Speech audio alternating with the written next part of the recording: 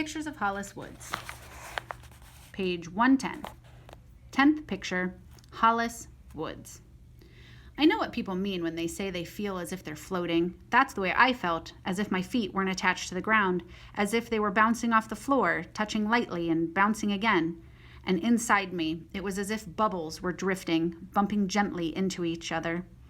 I was happy. No, that doesn't even describe it. I was jubilant, ecstatic. I drew it using all the pencils, yellow and oranges, pinks and blues. I drew purple shoes on my feet and wings on my shoulders. My eyes were closed the way you see pictures of angels sometimes with their eyelashes down on their cheeks. So, does it make sense that I wasn't thinking? That all that floating and all those bubbles made me think I could do anything? And so that last week, all I thought about was going to the top of the old man's mountain and shouting down to the whole world. I even knew what I was going to say. Here I am, Hollis Woods, who didn't deserve to be in a family. Tough Hollis Woods. Runaway Hollis Woods. Look at me. I climbed the mountain. Now I belong. The Time with Josie, Chapter 12. Half awake one morning, I heard the sound of a train. I looked up at the window to see a solid square of white, a storm with pin dots of flakes covering everything. What I had heard was the roar of the wind coming down the valley. I padded out of bed and went downstairs to see what was happening outside the big window. The holly bushes on one side of the house were just a blur. The narrow sliver of river and its snowy bank had disappeared in a mist of gray.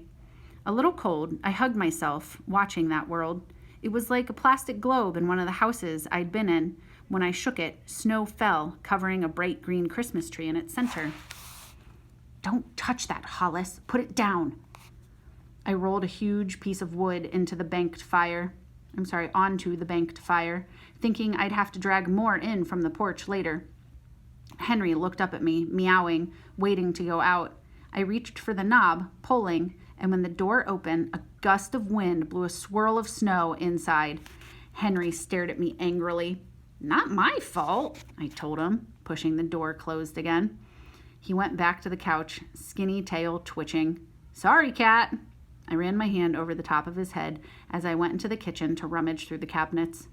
Ah, how far away the mustard woman was, locked in her house somewhere.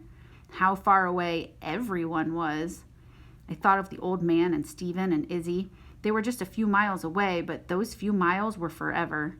Did Stephen like the snow, or were they so used to storms like this that they never paid attention to them? I wondered if they ever thought about me the way I did about them. I wondered how Stephen was now. I could hear the old man's voice in my ears. I closed my eyes. Don't think about that. Don't ever think of that terrible afternoon again. I took out the box of cocoa with marshmallows and boiled a pot of water on the stove, thinking of what I'd do today. Draw in front of that big window, I told myself. Figure out a way to shade in that soft line of trees, the gray ribbon of river. Charcoal would be wonderful for that.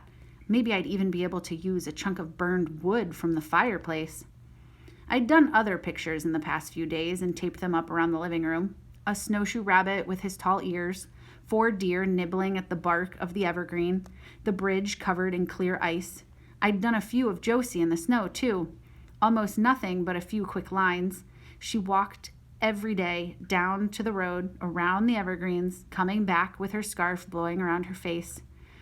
What would happen if I left those pictures when we had to leave next spring? What would the old man say when he found them? What would Izzy say? And Stephen?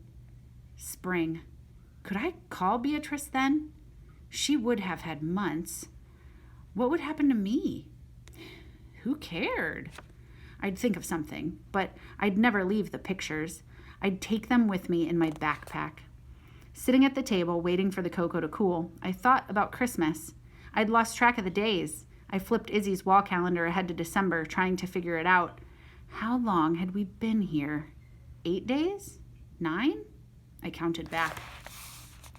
The water was ready. I mixed the cocoa and took a tiny sip, feeling the heat of it, the steam on my upper lip. Today could be Christmas Eve. I stood there planning. When the snow stopped, I'd get myself outside and take some of the evergreen branches. There were so many trees, we could fill rooms with them. We'd trim the mantle with great heaps of green and tuck Josie's ornaments in among the needles. Maybe we'd find a few pine cones, too. We'd have a special dinner tomorrow night. Fruit cocktail and canned tuna. A feast. And popcorn. I wished I had a present for Josie. The only thing I could give her was a picture of herself. But the more I thought about it, the more I liked the idea. I'd do that today instead of drawing trees. I took another sip of cocoa. What about Josie with Beatrice at the movies in front of their popcorn machine? Both of them would be eating, mouths full, arm in arm, smiling. Sleigh bells ring, Josie sang, coming into the kitchen behind me. I was just thinking that. I reached for another cup and poured in water for Coco. She stopped to peer out the window. I've watched it snow on the ocean, she said. It melts as it hits the water. She touched the glass with all 5 fingers. There is nothing like the ocean. I tried to think of something to change the look in her eyes. I was thinking we'd have a party, I told her, with your ornaments and tree branches from outside. She smiled, looking up at the ceiling. We could listen to carols on the radio, she said. That's what Beatrice and I do every year. That and talk about when we were young. Where is Beatrice? Painting, I said. It's warm where she is.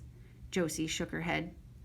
We always make almond cookies. We eat half and sell the other half at the movie.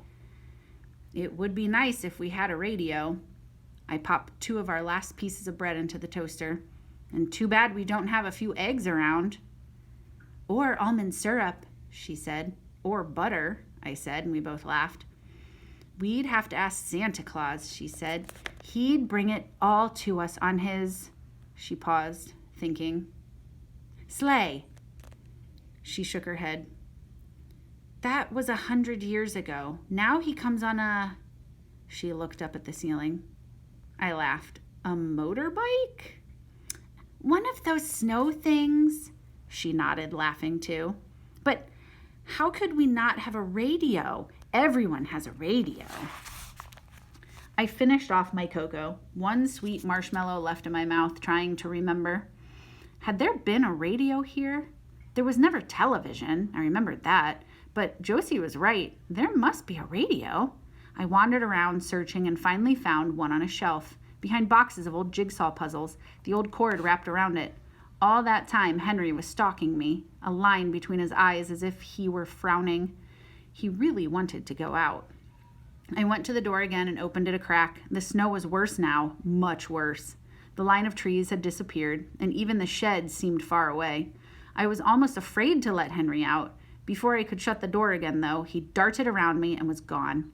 I stood there shivering, trying to see where he was, and then he was back, streaking through the door, straight across the living room, into the kitchen, and onto Josie's lap. I set up my drawing things in front of the window, beginning the rough lines that would turn into Josie. Josie was there on the other side of the room at the table, fiddling with the radio knob until she found a station with Christmas music. The announcer's voice, "A lovely Christmas evening morning." I'd hit the date straight on the head. The songs began one after another. Adeste Fidelis, Silent Night, Winter Wonderland, and one I'd never heard before, Gather Round the Christmas Tree. I leaned over the paper in front of me so Josie wouldn't see what I was doing. I sketched in the space around Beatrice first, the counter, the popcorn machine, and then began to work on the faces. Every few minutes I'd peer out at the snow coming down. Across the river, the mountain was blurred, just a dark shadow rising into the pewter sky. And then I thought about Josie sitting there, my figure in her hand, staring out the window, too, as she listened to the music, her face tilted, her eyes sad.